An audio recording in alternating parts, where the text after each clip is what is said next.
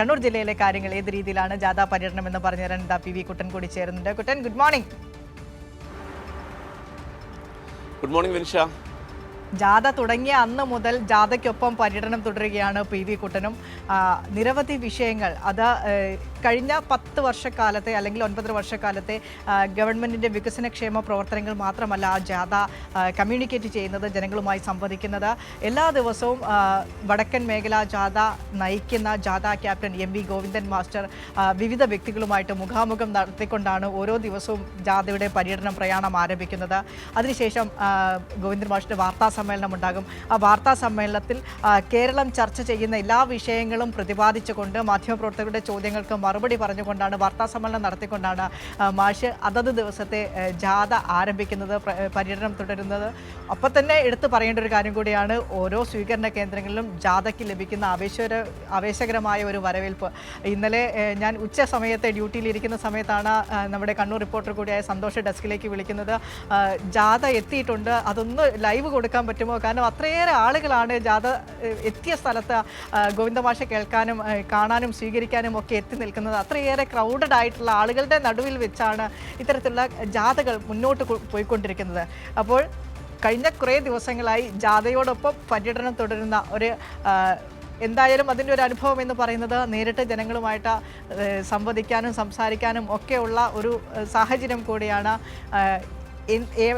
ഏതൊക്കെ സ്ഥലത്താണ് ഇന്ന് കണ്ണൂരിലെ ജാഥ, എത്ര സ്ഥലങ്ങളിൽ സ്വീകരണമുണ്ട്, വൈകിട്ട് വയനാട്ടിലേക്ക് എത്തുന്ന കാര്യങ്ങൾ വരെ, വയനാട്ടിലെത്തിയ ശേഷമുള്ള കാര്യങ്ങൾ ഇതാ ഇപ്പോൾ പി.വി. ജോഷില പറഞ്ഞു. അപ്പോൾ കണ്ണൂരിലെ കാര്യങ്ങൾ പോരട്ടെ.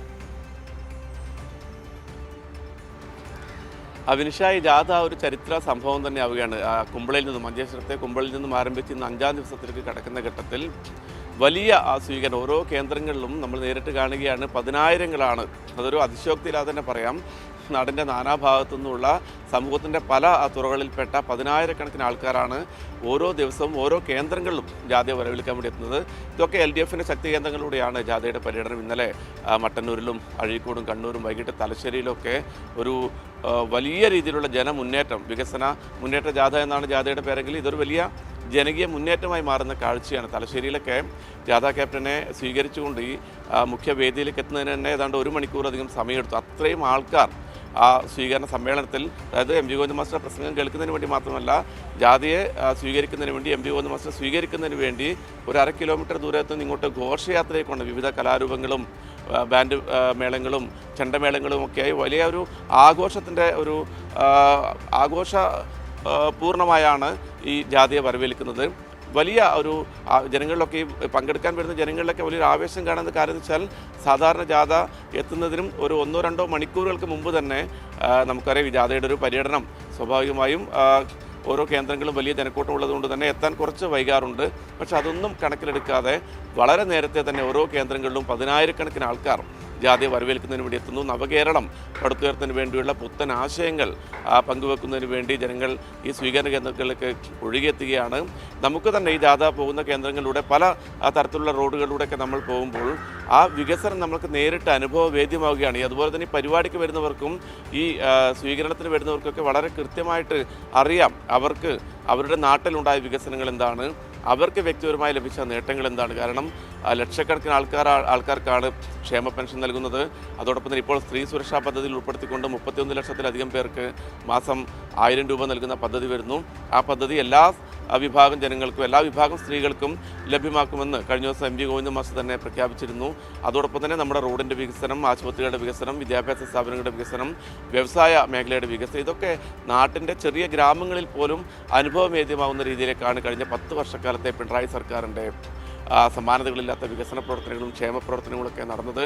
അതുകൊണ്ട് തന്നെ ഈ ഭരണം തുടർന്നും വേണം എന്ന ആഗ്രഹം കൊണ്ട് തന്നെയാണ് ഈ പറയുന്ന ജനങ്ങളൊക്കെ ഈ പൊതുയോഗ സ്ഥലങ്ങളിലേക്കും സ്വീകരണ കേന്ദ്രങ്ങളിലേക്കും ഒഴുകിയെത്തുന്നത്. വിനിഷ, ഇന്ന് കണ്ണൂരിലെ പര്യടനം ഇന്ന് സമാപിച്ച് വയനാട്ടിലേക്ക് കിടക്കും. ഇന്ന് ഏറ്റവും പ്രധാനപ്പെട്ട 2 കേന്ദ്രങ്ങളാണ്. രണ്ടും CPIMൻ്റെ LDFിൻ്റെ ശക്തി ദുർഗങ്ങളാണ്. ആദ്യത്തെ സ്വീകരണം നമ്മുടെ പ്രിയപ്പെട്ട മുഖ്യമന്ത്രിയുടെ നാട്ടിലാണ്. ധർമ്മടം മണ്ഡലത്തിലെ മമ്പറത്താണ് ആദ്യത്തെ സ്വീകരണം. രാവിലെ 10 മണിയോടുകൂടി ആ സ്വീകരണ പരിപാടി ആരംഭിക്കും. അവിടേക്ക് 10,000ങ്ങൾ, ആ നാടിൻ്റെ വികസനം നേരിട്ടറിഞ്ഞ ധർമ്മടം മണ്ഡലത്തിൻ്റെ വികസനം നേരിൽ അനുഭവിച്ച 10,000കണക്കിന് ആൾക്കാർ ആ സ്വീകരണ സമ്മേളനത്തിൽ പങ്കെടുക്കും. അതിനുശേഷം ഉച്ചയ്ക്ക് കൂത്തുപറമ്പ് നമുക്കറിയാവുന്നതുപോലെ തന്നെ കൂത്തുപറമ്പ് രക്തസാക്ഷികളുടെ അനശ്വരമായ ഓർമ്മകളുള്ള ചരിത്രമുള്ള കൂത്തുപറമ്പിൻ്റെ മണ്ണിലേക്കും ആ പതിനായിരങ്ങൾ വലിയ ജനാവലി തന്നെ ജാഥയെ വരവേൽക്കുന്നതിന് വേണ്ടി എത്തും. കൂത്തുപറമ്പിലെ സ്വീകരണം പാനൂരിലാണ്. അതിനുശേഷമാണ് ജാഥ വയനാട്ടിലേക്ക് പ്രവേശിക്കുക. ഇന്ന് രാവിലെ പിണറായി കൺവെൻഷൻ സെൻറ്ററിൽ വെച്ച് ഈ മണ്ഡലത്തിലെ തെരഞ്ഞെടുക്കപ്പെട്ട വ്യക്തികളുമായി എം.വി. ഗോവിന്ദൻ മാസ്റ്റർ കൂടിക്കാഴ്ച നടത്തും. ആ കൂടിക്കാഴ്ചയിൽ നവകേരളം പടുത്തുയർത്താനുള്ള ക്രിയാത്മകമായ നിർദ്ദേശങ്ങൾ, വിവിധ വിഭാഗം ജനങ്ങളുടെ വിഷയങ്ങൾ, അതൊക്കെ ജാഥ ക്യാപ്റ്റനുമായി ഈ കൂടിക്കാഴ്ചയിൽ പങ്കെടുക്കുന്നവർ സംവദിക്കും. അതിനുശേഷം ഗോവിന്ദൻ മാസ്റ്ററുടെ വാർത്താ സമ്മേളനമുണ്ട്. പിന്നീടാണ് സ്വീകരണ പരിപാടി ആരംഭിക്കുക. വിനിഷ. ശരി, താങ്ക് യു. പി.വി. കുട്ടനാണ് വടക്കൻ മേഖല വികസന മുന്നേറ്റ ജാഥയ്ക്കൊപ്പം സഞ്ചരിച്ചുകൊണ്ട് വടക്കൻ മേഖല വികസന മുന്നേറ്റ ജാഥയുടെ ഓരോ വിശദാംശങ്ങളും പങ്കുവയ്ക്കുന്നത്.